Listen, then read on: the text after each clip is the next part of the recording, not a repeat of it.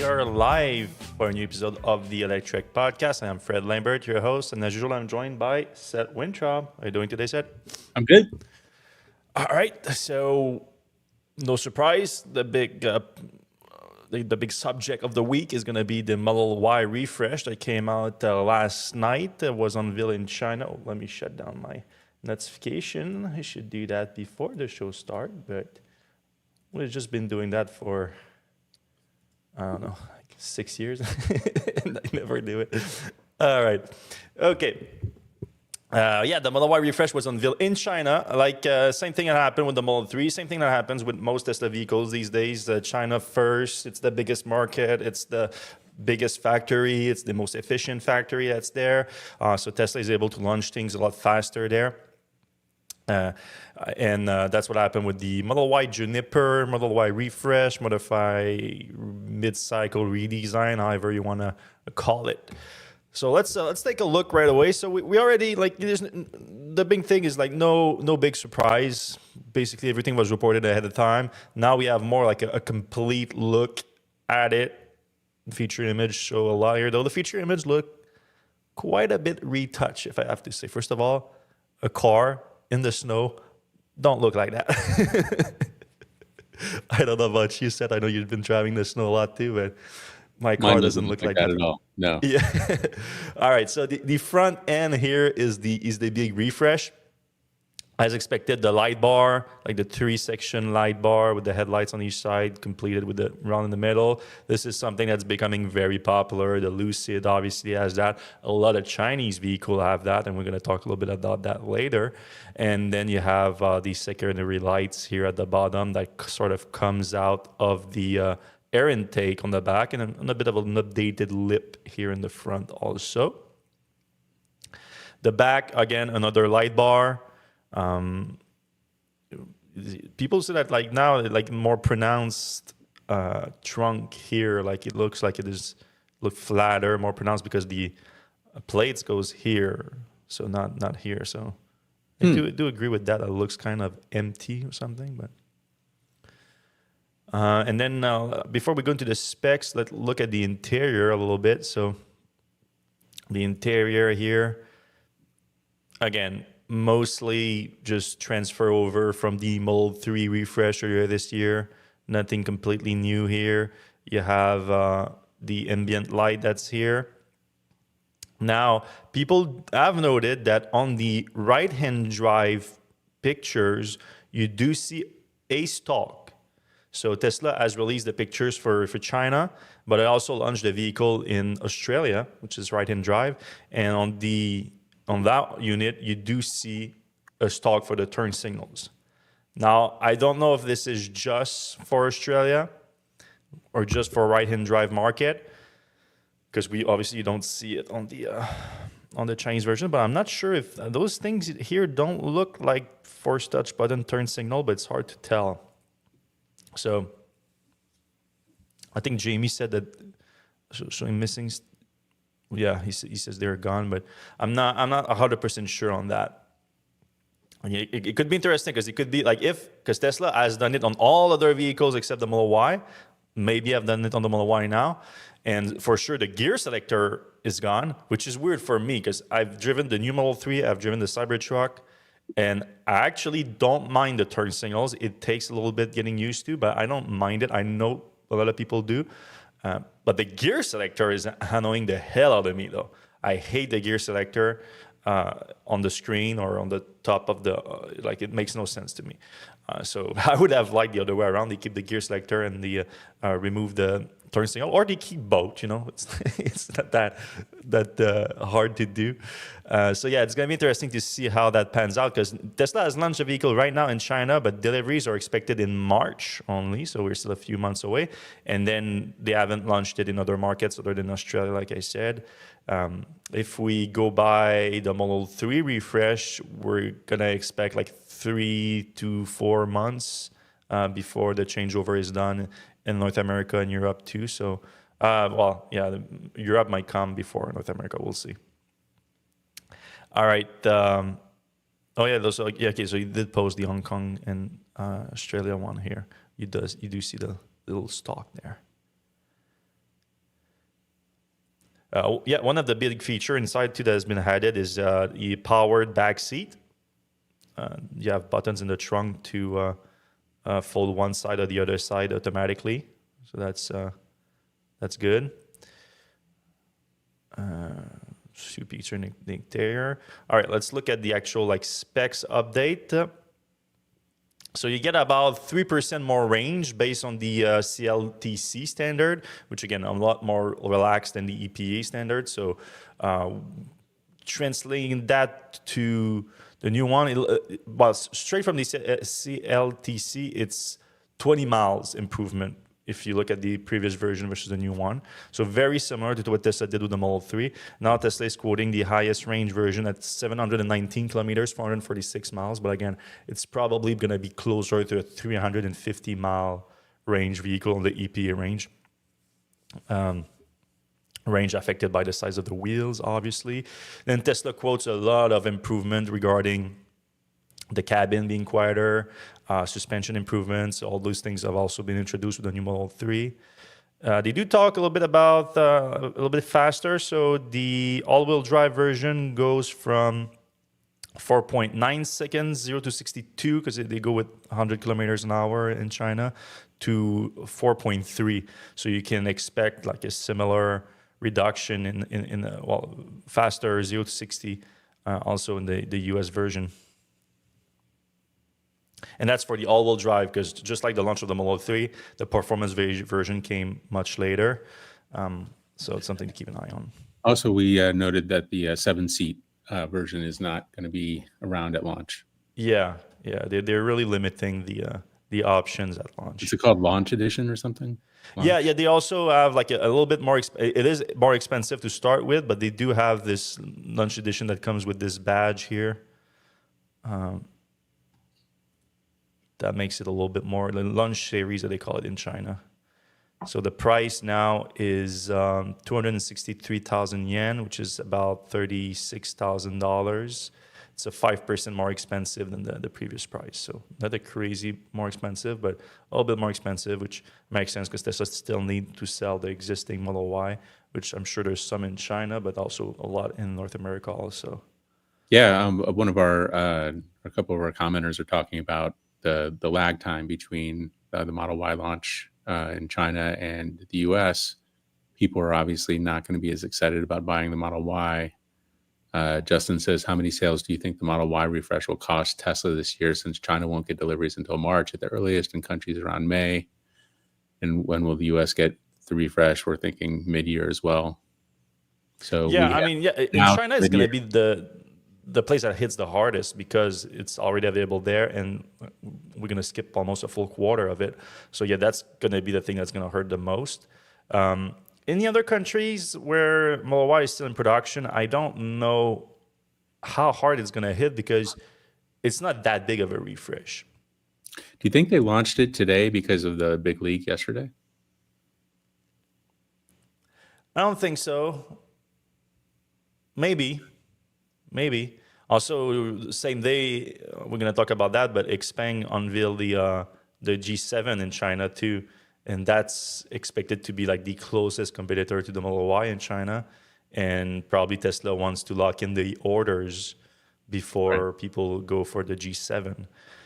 So speaking of the design, Tesla was interesting because the Xpeng, for those who are not familiar with Xpeng was called a Tesla copycat for years with good reason. We call them a Tesla clone. We call them a Tesla copycat because they straight up stole the design of the instrument cluster from Tesla, the autopilot user interface, exactly the same. Of course, Tesla sued them for, well, not them, but an engineer that went to them claiming that he stole the Tesla autopilot source code. Then at one point, they even copied Tesla's website, like frame for frame. Like this was Tesla's website in 2020.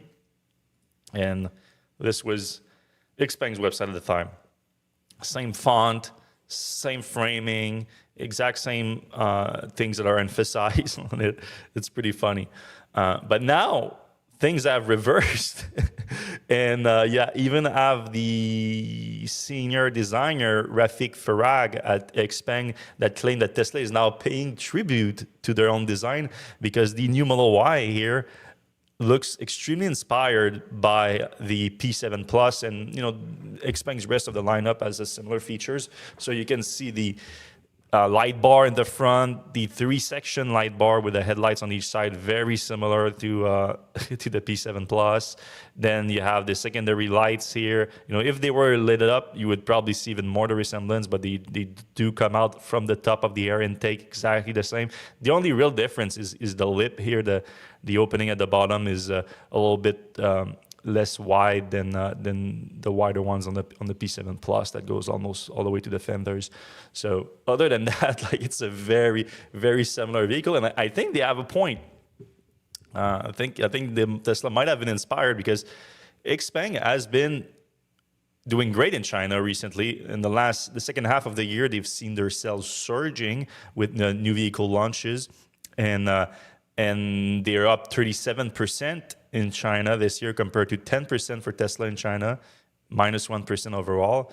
And like I said, right before the unveiling yesterday, the day before that, Xpeng released the first official images of the G7, which, along with the G6 that they're already selling, this is a little bit more high-end version of that, and closer in price and features and capabilities to the Model Y. So it's expected to be like the biggest Model Y competitor in China.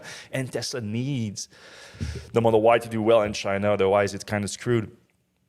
So I wouldn't be surprised if this is in response to that right now. And I mean, I couldn't. They only released a few images of the G7, so this is the best one I could do from the front end. But it looks also very similar. Maybe the secondary lights here are a little bit bigger than the Model Y, but other than that, it's very, very similar design language.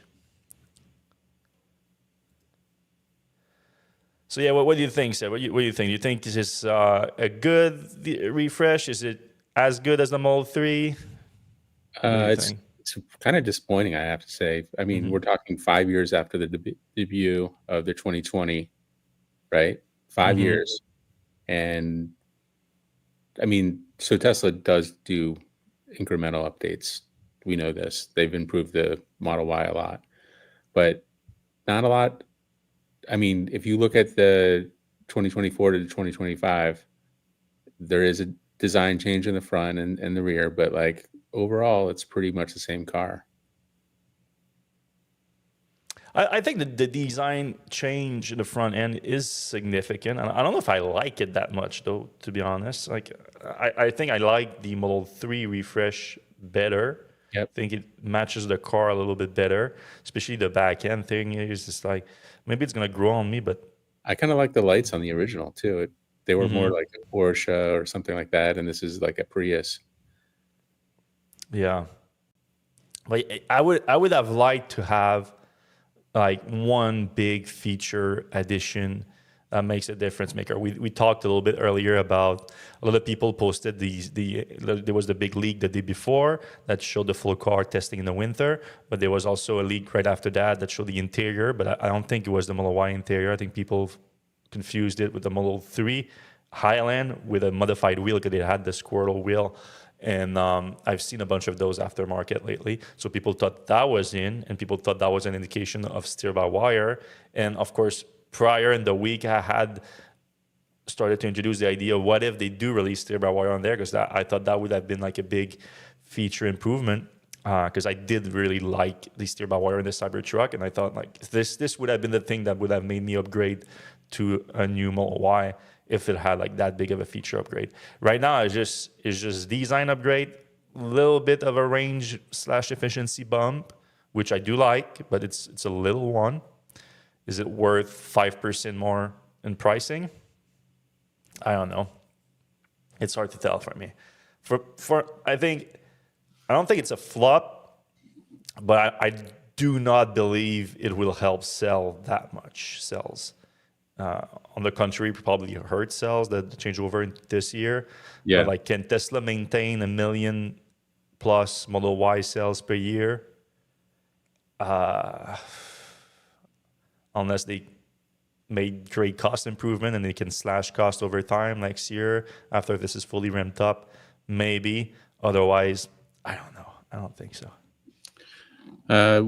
we were talking earlier about it, and one thing that we were kind of disappointed to not hear about was like a vehicle to grid or vehicle to home or whatever. Tesla's obviously been talking about it. We believe, I think, that the Model Y's had this for some time, but there's no announcement of that in this vehicle. Obviously the Cybertruck has some pretty good vehicle to grid stuff, so you would kind of hope that Tesla would just make it an option for the Model Y. Yeah, I And mean, it could be a surprise. It could be something they don't talk about right now because the vehicle is only launched in China and they right, haven't launched anywhere, about a few countries only. I haven't launched it in Europe. I haven't launched it in North America. Maybe they're waiting for that because we know that Tesla appears to be using now in its cars the same or very similar inverter as the Powerwall 3. Powerwall 3 has had a big bumps in the capability and power capability. And it is bidirectional, obviously. So if they're using the same in the cars or similar one, then it could make sense that they have bidirectional charging capability. It's just not turned on. It's just not advertised. And Tesla is still having some issues ramping things up and like completing the software on the power share for the Cybertruck. Still also like just hiring the issues with the deployment of the system too. So maybe Tesla is waiting for that to gain some experience with that with the Cybertruck, and after that it makes sense and they start seeing value in that. Maybe they say, hey, by the way, this new Model Y has vehicle to grid, and even maybe like, oh, the Model 3, Model Y built since like whenever the Powerwall launched last year or around the same time, whatever they did the change. You can use that. That would be great. I would be happy about that. But I'm not saying that I know that's the case. I'm saying that's a real possibility. All right. We have a couple more Tesla news to discuss. Then we're going to talk about the new Mazda 6e, the EX30, the car of the year for Electrek, Aptera, and then AFEEL. If you guys want to, we're going to have time to talk to you guys too. If you have questions for us, you can put them in the comment section right now. We're going to get to them in about 30 minutes. It can be about any of those topics that we're discussing today or any other topics in the EV world that you would want our take on. And then if you do like the show, we would appreciate if you can give us a quick thumbs up, whatever it is on the app that you're watching right now. And you can also subscribe and hit the notification button to know when we go live. Though we're pretty consistent on Fridays at 4 p.m. Eastern time.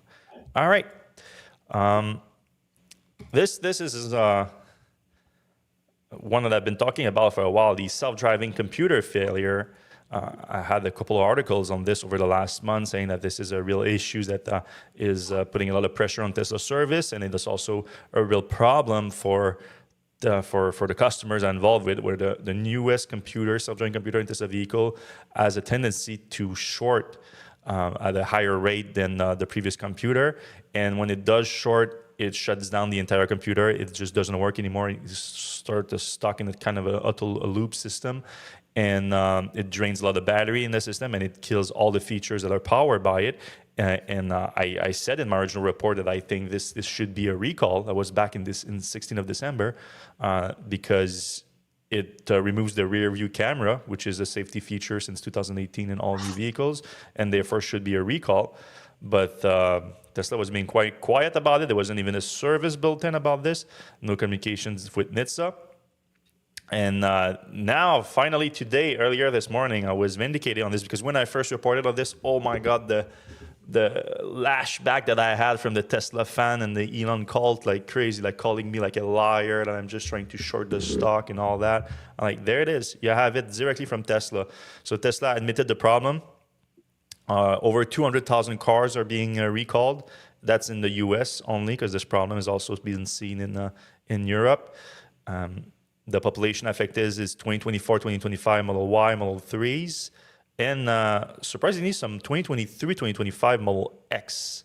I've seen Model X being affected, but not all the way to 2023. That's an interesting one. And Tesla said that it's equipped with certain car computers, like we reported before.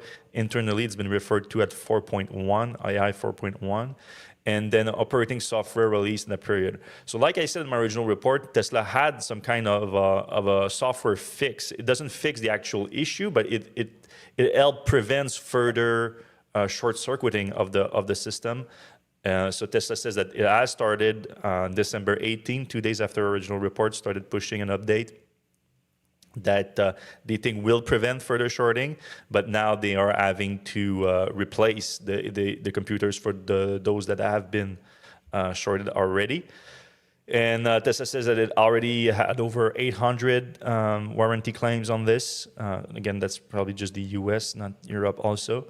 And but now at least the issue should be somehow under control with this software fix on top of replacing the computers.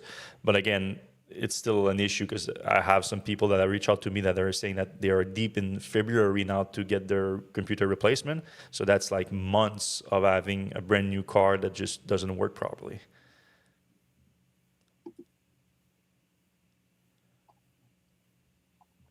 All right, this was an interesting one earlier this week. So Elon Musk, you might know him as the CEO of Tesla, SpaceX, Twitter, XAI, Neuralink, Boring Company. He's not the CEO of them, but he's the de facto leaders of all these companies. And what was he doing on a Tuesday afternoon? Playing video games on the stream on X. But I mean, he was testing X streaming. Okay, it was not for pleasure whatsoever. No pleasure.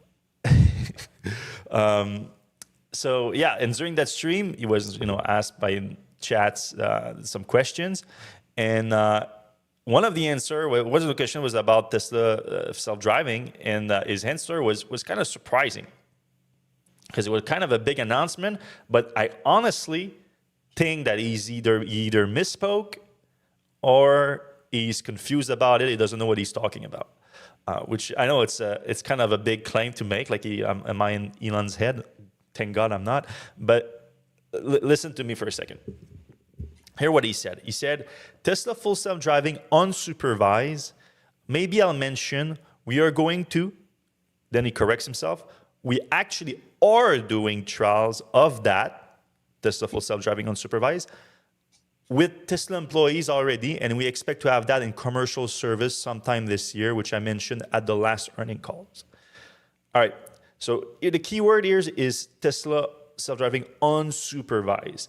But the way he said it, it was almost like he was reading a comment about it, like Tesla full self-driving unsupervised, pause. And then he said, okay, maybe I'll mention we're going to, corrects himself, we actually are doing trials of that. And that would be weird. So what I think what it means by that, because then he referenced the last earnings call. So what he said, he said two important things on the last earnings call regarding that. He said, one, Tesla is going to achieve unsupervised full self-driving in California and Texas in or around Q2 2025, which is just a few months away.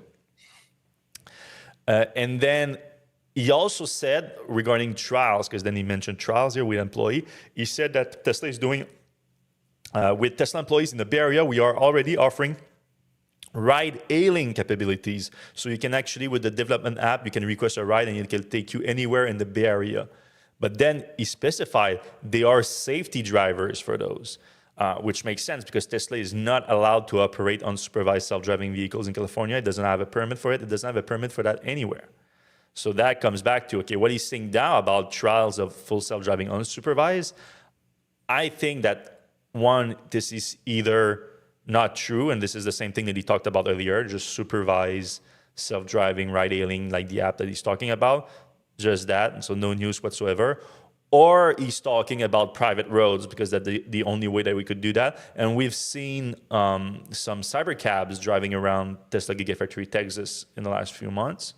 So that might be it. It's just, taking an employee from one side of the factory to the other, just like the demo that they did at We Robot that was on the private roads at the Warner, was it the Warner Brothers studio? Yeah. Yeah. So that the reason they did that, because that was in California. Tesla doesn't have permits to do that in California, but they can do it on private roads. So the same thing happened here. So like a bunch of people like jump on that news, but honestly, I think he misspoke or he's confused about it. I think because it cannot be more than that. I've looked everywhere. I tried to find the permits. If there's something changed, nothing has changed. I haven't seen even a permit application from Tesla about that yet. So, and the fact that he was literally playing video games at the same time as he was saying that, should be like kind of a hint that it might not be the best information whatsoever.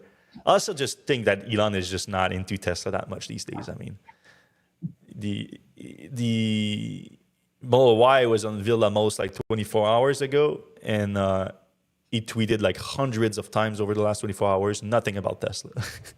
Really, hundreds? Well, I mean, I posted like a quick like roll down of his feed. Like I didn't count them all, but it's has to be close to the hundreds. Obviously, you can make the argument that he doesn't want to push the new version of the Model Y, but right at the same time, like it exists, like acknowledge it at least. Yeah, I remember when he spoke to us directly. He was really adamant about not revealing new vehicles. I mean, we were talking about vehicles that had not even been announced yet, but yeah, he was like, new vehicle announcements ruin the current vehicle sales. So he's concerned about that for sure. But in this case, it's Tesla releasing it. And actually, I would get ahead of it. I'm like, hey, yeah, this is a very good update and everything. But, it's marginally improvement versus the current version, which is 5% less expensive right now. So you can go with the 5% less expensive or go with that. Actually, I think it motivates the sales of the existing one currently that are cheaper. And you can sell them without further discounts because of that.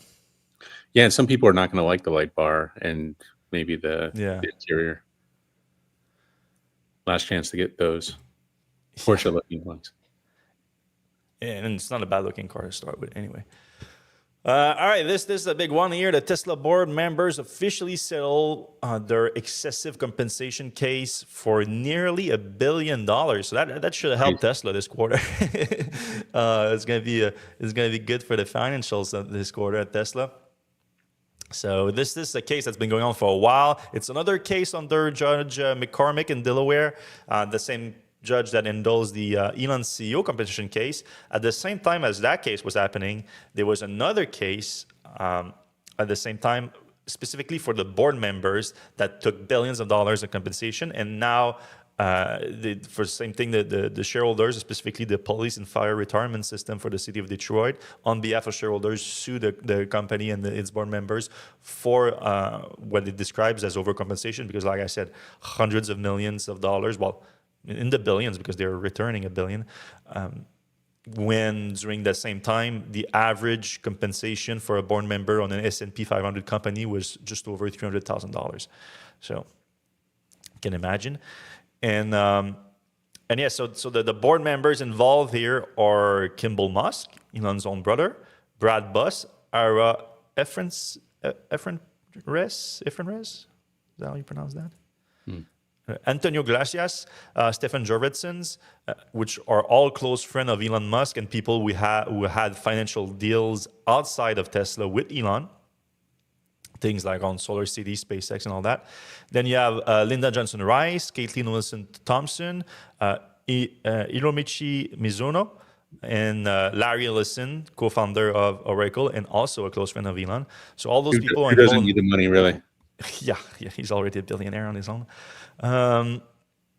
So what are they doing now is they're going to return $277 million in cash, $459 million in stock option, and they're gonna. So the deal and the lawsuit was specifically for compensation between 2017 and 2020, but as part of the settlement, they also forego $184 million of stock option that was awarded between 2021 and 2023, so more recent too. So that's part of the settlement, and the settlement also even includes. So if you add it up all together, it's basically $1 billion, and it also includes, which I didn't even think it was not a thing already. So it makes sense that now shareholders will have to approve board compensation. Kind of makes sense. Yeah, why not? And so Elon was on the board during that time, but didn't take compensation from the board. He took a CEO compensation, a $55 billion one, which is also was rescinded by that judge. We learned this week also that Tesla has now officially appealed, so it's going to head to the Delaware Supreme Court. I would be shocked if it's not. They maintain the decision at the Supreme Court, because Tesla is really like boneheaded the way they approach that. They're like, they almost use it at kind of like marketing for Elon's political ambitions, that it's like, it's just they're taking shareholders' right to vote away, and it's all. And when it's not even about that. But what it is about, it's about Tesla's governance. The fact that Elon, even though he owns only 13% of the shares at Tesla, he can do whatever he wants at Tesla because he has no oversight, because he owns the board. And one of the way that he owns the board is that while they were giving him a crazy CEO compensation package, I know shareholders voted on that one. That's fair, sure. But what was challenged in this court case is that Tesla's board was the one negotiating with Elon on it, and they didn't really negotiate it, not at least in good faith, because they are in Elon's pocket, because they also receive at the same time this giant, clearly excessive compensation, according to this case. So they are like, all right, I'm going to give you that, and then you give me that. Like, it's back scratching going on. Yeah, back scratching. It's like just classic. And I mean, until shareholders like kind of wake up and realize that Elon is not really what he says he is, and that Tesla is run like, I mean, Leo Kuguan, one of the largest Tesla investor, put it the best. It's like it's a public company that's run like a family business, and the family is Elon, like Elon and his brothers and a few close friends on the boards. That's it. I think that's fair. There's one person though that I really have questions about, and that's GB Strobel, because now GB Strobel is not listed in there because he was not part of that. He didn't get the excessive compensation and all that. He came on the board later, more recently, and I would like just a peek in his head a little bit what he thinks about this entire situation. I would love that. We can DM him on Twitter and see what he says. Yeah, he's not on Twitter, which is like, yeah, it's probably a good sign. If you're not on Twitter, you're probably doing a lot better than the rest of us mentally. Maybe he's got a secret account. Moving on from Tesla. So I didn't have time to look that up too much. That happened yesterday here. It's the new Mazda 6e. So if you're an electric vehicle reporter, you don't talk about Mazda that much because there's not a lot to talk about. But now, because they don't really release like global EVs. So if they release an EV, it's like for a specific market. And this one is for China and Europe. So we're not going to see it in North America. But looking at it, it's like it's a complete EV that could be like a mass market, global EV here. So the 6. So it's 6E or 6E. Easy 6? No, it's just the Mazda 6E. Okay, now the Easy 6 is the different one from the Chinese joint venture, but it's similar. I think it's the same design. All right, so it's offered in 80 kilowatt hour and 68.8 kilowatt hour battery packs. That's pretty good. WLTP provides 343 miles, 550 kilometers. WLTP does not include the temperature, the climate control. So, if you do use those, you can expect the range to be closer to like 300 miles or so. And 300 miles or 479 kilometers for the smaller version. I do like those battery pack size. They are decent. So you have the sizes here, which are very similar to the Model 3. So good to know. The interior looks pretty good. Looks Mazda.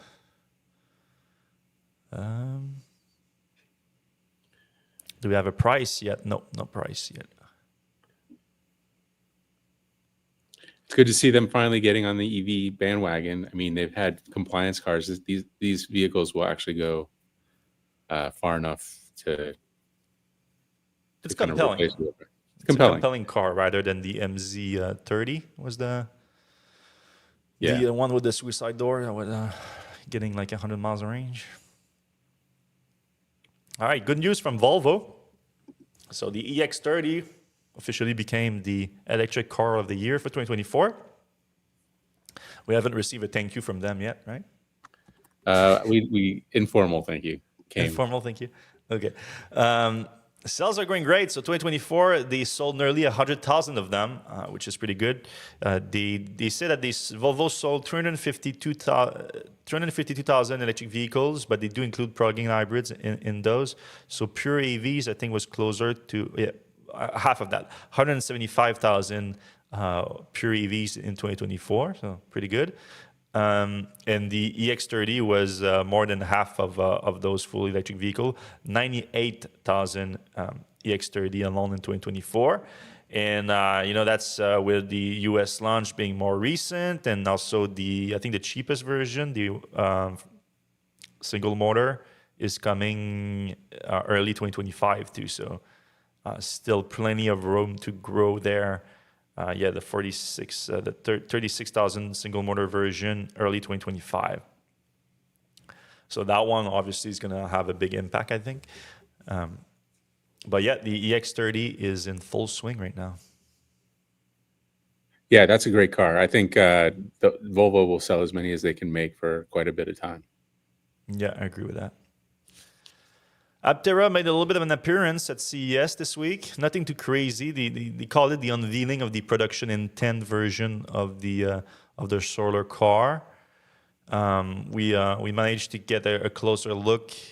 We had some of the 9 to 5 staff there at the event taking some pictures. But honestly, it was kind of it is a more complete version of the vehicle, but I'm not sure just how big of an announcement it was. I watched the video and it was film with a phone moving like that, and the official one on the Aptera, and quick words from the CEOs of the company, and that was about it. I like the design. I think it's a pretty cool car.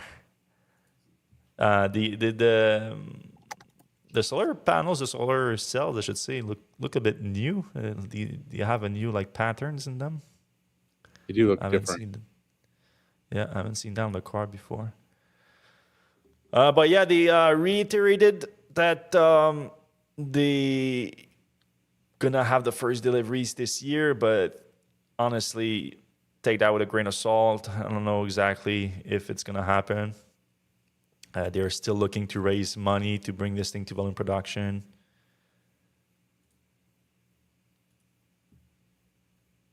Does look like a pretty complete vehicle right now, though. I know they've been doing a little bit of a media drives there, in the parking lot or whatever, so nothing too crazy, but they have a working prototype. They also announced a partnership with LG for the batteries. Yep, they did. So LG is going to supply them batteries, which it's not nothing.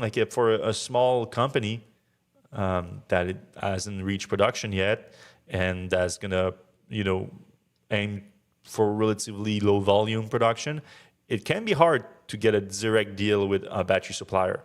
Normally, you have to go through resellers, and that will add to your cost, obviously. So for them to have a direct deal with LG is actually pretty good news. But the bad news is what we reported on that before. But they went back to crowdfunding because they couldn't get the 60 million that they were looking for to bring this thing to production. The good news is that they already were able to raise 60 million on even more than that, I think, on crowdfunding before, over years though. So have they exhausted that market for investment, or can they go back to it is the question. Yeah. All right, one more piece of news, and then we jump into the comment section with you guys. So if you have any question, now's the time. In about 2-3 minutes, we're going to get into it. All right. Also at CES, you had, I guess, the final unveiling of the AFEEL, Sony and Honda's partnership for a vehicle that they actually plan to bring to market. I see a little bit. I don't get that vehicle that much, honestly. I don't know. I don't get the appeal that much. The way I see it is that it's like they try to do the same thing that Apple did, and they couldn't really make it work either. And Apple was like, screw it, we'll take $10-20 billion loss for that project and just give it up. And Sony was like, no, we'll try to make this work, and good luck, because what we got now is like the design has been updated a little bit, but nothing too crazy. Is that we got the pricing on this thing. It's going to start at $90,000, and then you have a new signature version, the first version to come, that's going to have some specific colors, badges at $103,000. And then you have to get a subscription on top of that for the entertainment and autonomous feature of the vehicle that's going to come. They don't have a price on that yet, but they say that you have 3 years complimentary. So you can use your car for free. Well, for free, included in the $100,000 price for 3 years. And then you have to pay a subscription. Of course, it's Sony and Honda. So Sony has a lot of entertainment stuff. And then also they're talking about autonomous features. I'm not sure exactly to what level they claim to achieve. But they are trying right now. If you're in California, you can reserve one, the AFEEL one, for $200, fully refundable, only if you're in California. And you can expect the car in, I think, mid-2026, I read that. Yeah, mid-2026. I cannot be less excited about this car. Yeah, I was going to say, like, and just kind of I feel like they should just give this up or make it a Honda sub-brand or something. It just doesn't seem like very compelling. Yeah, maybe Sony wants to get into the automotive business a little bit, like a la Panasonic or something, and then this is going to be kind of a show. At first, we all thought it was going to be some kind of showcase prototype for it to get into that business, but they actually want to sell that thing. I don't know. They are linking it to the PlayStation 5 to like gaming capability inside the cars. I know there's some hardcore I'm not a PlayStation guy myself. Grew up on Xbox, and now I'm a PC gamer. But I know that there are some hardcore PlayStation people that maybe have $100,000 burning in their pocket that don't want that car. But I mean, if I have $100,000 for a car right now, I'll go buy the Lucid that I had last week. I won't buy this. Oh yeah. So did you feel bad giving that thing up? Yeah. I talked about it a little bit last week, so I didn't put the article in there, but I did post my article on I think yesterday on it, and I focused on like the winter driving test, because I think I had pretty good winter driving test, even though we barely have a winter anymore. The timing was good in this case, because I got some like minus 18 Celsius weather, and my entire driveway here is literally a ice rink, like it's crazy, and so I drove it in the middle of a snowstorm. Also, really impressed by that car, like really impressed. It's not cheap, it's expensive. It's a sedan. Also, we've been hammering that for a while. So sedans are not popular in North America compared to SUVs. But honestly, if I had $100,000 to spend on a luxury sedan, I would get that over pretty much everything else, I think, especially like a S-Class or something like that. Like I would much prefer that. And then when I was there, the guy was like upgrading from an S-Class to, and I'm like, you're gonna love this. It's way better.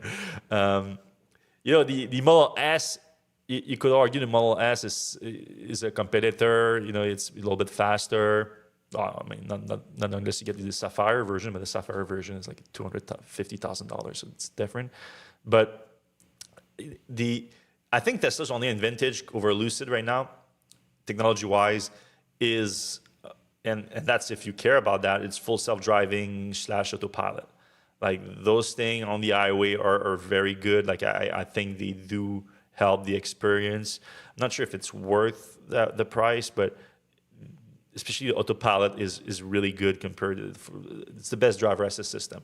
I have serious doubt about like full self-driving achieving like unsupervised, like Elon is talking about. But other than that, it's big. But if you want to drive your car, which a lot of people, when they buy a $100,000 car, it's to drive it. The driving dynamic, the balancing of that, 5,000+ pounds is very impressive. It's not necessarily a sport car. It's fast as a sports car. It has a lot of power. Even the Air Touring version that I had is the third most powerful Lucid Air. Like there's two more powerful units in front of that, and like I never felt like I didn't have enough power. I even leaved it in a smooth driving for most of the time. Like you have Swift, and then you have an even faster one. And I put it in Swift a few times when the road were nice and everything. But other than that, I leave it in smooth. And in smooth, you have a clean, comfortable ride that is super quiet too. The interior is super quiet. A ton of modification, like of customization for the seat. Like you have like 20 different customization on the seat. Like you could spend hours just getting it right. But those, just like any other luxury vehicle, are expensive when you start adding them up. Like if you want like the good sound system in there, if you want the good seats, if you want the good all of that. I think the version that I tested was like over 120,000 Canadian, which is like 85,000 USD, I think, something like that. So it's not cheap, it's expensive. But if you have the money, I say go for it. All right, let's move to questions. Dan Overstay, we got to test our Lucid in Canadian weather here in Arkansas today. 9 inches of snow last night. Wow, in Arkansas, that's surprising. Justin says, I'm guessing Tesla is going to add stocks back to the Model 3 eventually. Not impossible. Yeah, it would be kind of nice. That would be a nice upgrade. Maybe an option. New Model Y in China has the turn signal stock. Yeah, okay, so he's confirming it's on there. Yeah, we just don't see it. Tesla should call the new Model Y the Refoundation series. It's not the launch of the Model Y after all. Yeah. Do you think anyone will even notice this refresh? I doubt it'll move the needle very much on demand. I think the light bar in front is going to be noticeable. Yeah, I mean, it is a significant refresh. It's not like it's not a giant change and everything. But on the side, it doesn't look too much. Yeah, different. yeah. If you can catch it on certain angle and not tell the difference for sure. All right. He likes the light bar. All right. Then we have a long thread from James, who doesn't seem to be a Tesla fan, or maybe he's a Toyota person or something. But if I'll just read through this. If you don't have I think you're just saying that you need home charging to get a Tesla, but you could say that about any other EV. Like, in fact, you could probably say that more about other EVs than a Tesla, because Tesla has the best charging outside of home network out there. So, I saw a few people respond that you shouldn't get any EV if you don't have home charging. I disagree with that. I do agree that you have a lot more value in your electric vehicle if you have home charging, no doubt about it. But depending on how you use your car, depending on the actual like street parking situation, depending on access to overnight charging every now and again close to your home, something like that, it's manageable, certainly manageable. I mean, to start with, if you don't have home parking, if you have like street parking, like that, it's already not a great car ownership situation. You probably shouldn't even have a car in some cases. Like, I don't know how people get it. Like when I go with my girlfriend in Montreal, I see like all people like park in the streets with their car and having to move them every few hours and things like that. I'm like, what are we doing there? Like, it's crazy. All right, the Xpeng G6 is the one that the Model Y seems to be the brother of. Yeah, it's a little bit cheaper. It's the design. I don't think it looks as good. I think the G7 is gonna make the big difference, because the G6 is a little bit more lower market, I think. All right, we're just scrolling through James' stuff here. Doesn't seem to be a Tesla fan. We got a whole diatribe. Let's move on to Carl in San Diego. Motor normativity is the term used to describe the bias toward driving that results in society accepting risk and harm from motor vehicles that they would not accept in other aspects of life. Okay. That's a new word for me. Yeah. Moto normativity. Okay, yeah. Huh. There are different cultures that are not like that. There are cultures that are like really anti-cars and they don't like cars. It's pretty rare these days, but they do. All right, Lou Backover is not a Elon Musk fan, it looks like. He says the trader Musk isn't getting a cent of my money ever. Not Tesla, not Starlink, not X. All right. Okay. For the Model 2, or whatever they call it, the lower cost one, there will be rumors about different design per region. as this Model Y definitely looks Chinese, could it be that Europe and US get a slightly different Y? I don't think they will for the Model Y, but that is a good point, though. I do think the Model Y has been optimized for the Chinese market. Like the comparison to Xpeng is no joke. Like Xpeng is doing well in China, and I think that Tesla was inspired by that. Yeah, I think that Tesla is prioritizing the Chinese market. I think a lot of automakers are. It's not just Tesla. It's the biggest market. It's the biggest EV market. It just makes sense. For other vehicle, I mean, it's not really Tesla. Like a lot of other automakers, they do it. They do make different models for different market. Tesla hasn't really done that much. They have some options that are already available in certain market and not others. Do we see that for the first time with the next gen? Well, not really the next gens, but the cheaper Model 3, Model Y vehicles are supposed to come out in the first half of the year? Maybe they don't release them in in North America. I don't know. No, it doesn't make sense because they want to make them in North America too. Yeah, no, I don't think so. I think it's going to be a global vehicle.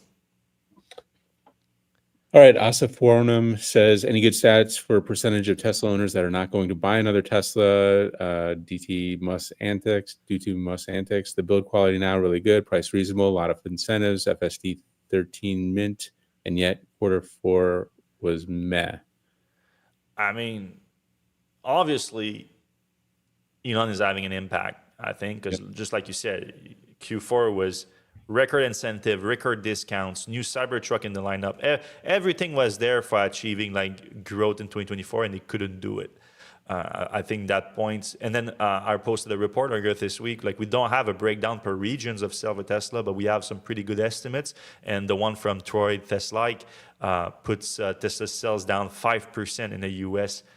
That's with Cybertruck adding like over 40,000 units or so. But maybe, I know that could be Canada too. So let's say over 30,000 units just from the Cybertruck. And then, Model 3 refresh, the discounts, the 0% financing on almost an entire quarter.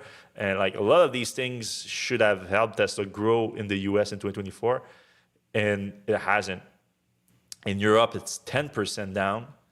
And I think those are the markets that Elon has the biggest effects. Obviously, US, it's on market, and then Europe now he's on a mission to talk about every political issues in Europe, and a lot of people don't like it. So I think that's where it's having its biggest effect. Somehow Elon never mentioned politics in China. It's so weird. Yeah, he comments on politics in Canada.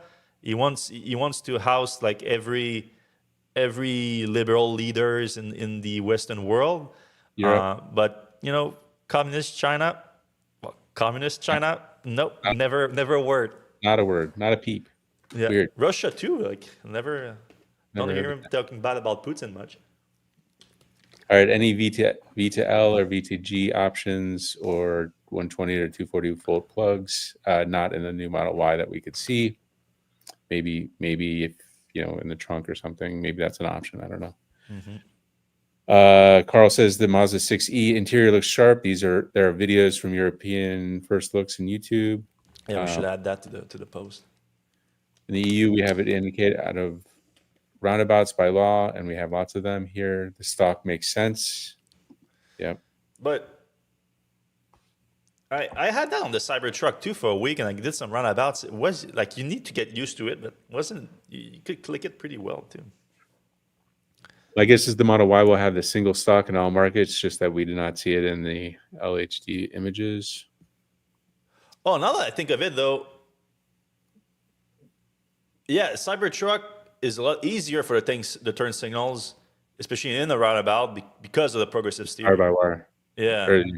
Yeah, if you don't have progressive steering and you're like in a roundabout that you're a little bit too, and you move your hands, because you never move your hands on a Cybertruck, so it's easy to access the buttons, so you always like that. But if you have to move your hand on the wheel and you're not lined up, then yeah, I get it. All right, moving on. I've got more pessimistic about Aptera getting to production, but I'd buy one if they do. Yeah, Aptera just needs to make some vehicles already. Just come on. I'll say this about Mazda. Their Soul Red Crystal is the best looking paint color available right now on mass market cars. They do have nice colors. Yeah. Yeah, that red's good. AFEEL specs equals $30,000 EV sedan. Is that supposed to be Aptera or? That's Oh fair. no, that's the Sony. Yeah, That's that feeling. yeah. Okay.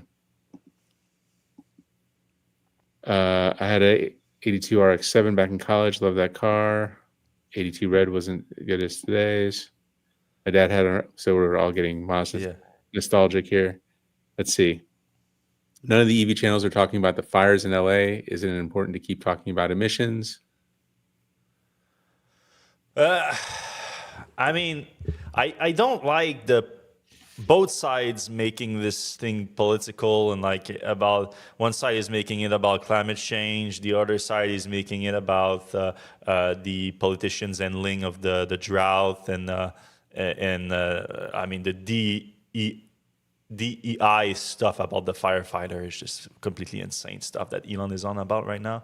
But right now it's like it's very devastating for a lot of people. Like what is it, like 50 to 75% of the houses there are destroyed, and like a lot of people they don't have a lot of sympathy for because the rich people, but it is traumatizing to lose everything, regardless of if you have money or not. And it's not just like hyper rich people too. I mean, the Palisades is pretty pretty fancy neighborhood for sure. But now I think now it's going down to Hollywood too, right? I've seen it more recently, Yeah. like all the way Sunset Boulevard and everything. I used to live right across the street from where it went down. Like Yeah. it's no joke. Uh, so yeah, I think it's just not great to politicize that right now. I do think that both sides have some good point. I think definitely climate change and the drought and all that are have impacted that. On the other side, I do think that probably not everything was handled very well regarding the water supply and fire prevention. That's fair too. But yeah, it's not the time to politicize that. Like, All right. Moving on. Is there a chance that automakers will release any surprises next year? Are we talking about 2025 or 2026? I don't know. I there's mean, always surprises, though. we There's talked always about a our, car that comes out of nowhere. yeah. Personally, no stocks for signals indicator would be a deal breaker if I ever bought a Tesla. However, with HUD on EV6 GT line, I don't see going back. Yeah, that EV6, pretty sweet car. Have you tried it with the? He's talking about the heads-up display. Yeah, Yeah, it's has a great. good heads-up display. Yeah, it's not too intrusive. It's just there. I love a heads-up display, a good one. All right, Asif Farnham, what's it going to take for Tesla's board to get a new CEO, or maybe how could Tesla get a new CEO, or maybe the question should be how. Or the realistic question is how does Tesla's board get reshuffled so that they're not in. We talked about that during the last shareholder meeting. And like when I felt very disconnected with the shareholder base. They reinstated, they voted again for Elon's compensation package, but they also voted again for the entire board. Right. Like, all right, so Well, the stock's up. As long as the stock price is high, yeah, everybody's going to keep. If the stock price starts dropping, just like Bitcoin, then there's going to be hell to pay. But when everything's going well, I nothing's think going you're to right.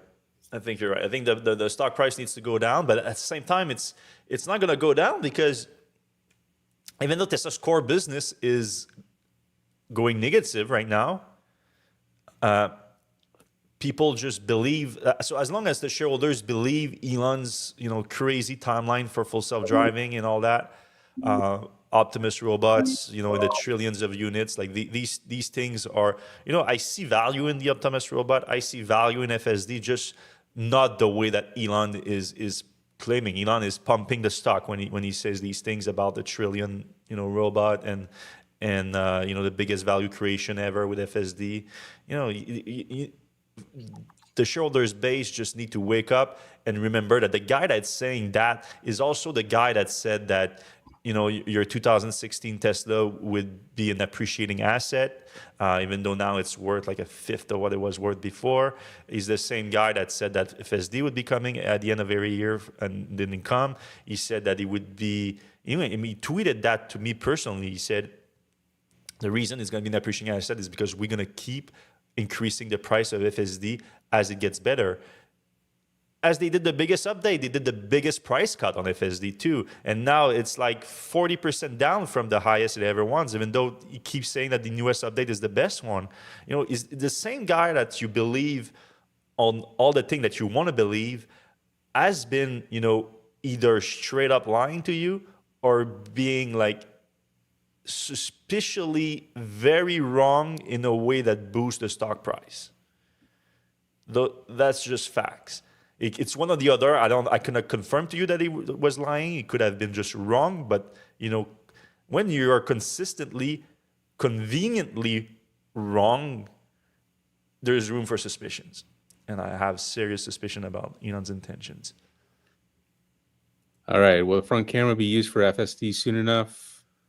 Do you think they're ultimately going to have to add cleaners for the cameras or just make passengers get out and clean any other hardware needed? Yeah. That's level 4 or 5 in the winter in the Northeast and all that. You can forget it. Like every time I get in my car in this time of the year, I get an alert that like this camera, whatever is obstructed, and I'm like, I'm not gonna get out of my car to clean it. Like, yeah, I'm not even trying it up here in Vermont. It's just not realistic at this point. Although, yeah, maybe in Vermont, but when you're on the highway or something, you put it on. And yeah, it would be nice that if they had some sort of window washer, liquid spray thing. But yeah. All right, real quick question: does the Cybertruck steering wheel spring back to center? I think that's a yes, right? Oof, I don't even remember. I think so. Yeah.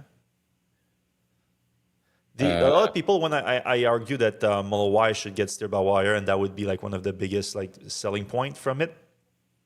A lot of people were like, "Yeah, why? Why would it be like that great of a selling point and everything?" And it's like you have to try it. Unfortunately, like you have to get into a Cybertruck and try it. It's hard to explain.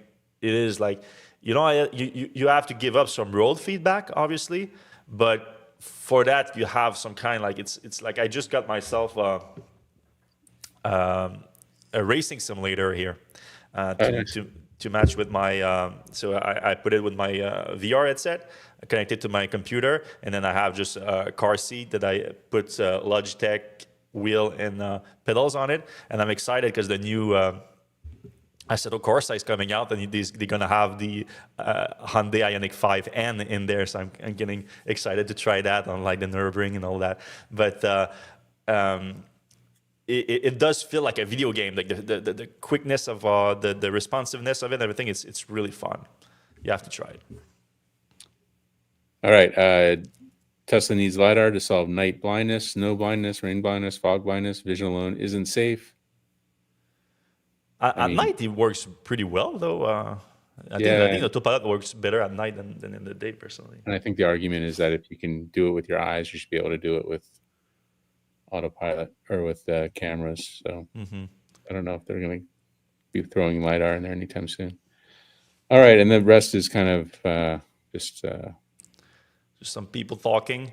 All right, well, thanks everyone for joining the show this week. We appreciate you. If you do enjoy the show, please give them a like, a thumbs up, whatever it is on the app you're watching. It helps the show more than you think, and it's free to do. We appreciate when you do it. If you're listening on your podcast app, if you can give us a 5-star rating, only if you enjoy the show, of course, that also helps more than you think. And we're going to see you same time, same place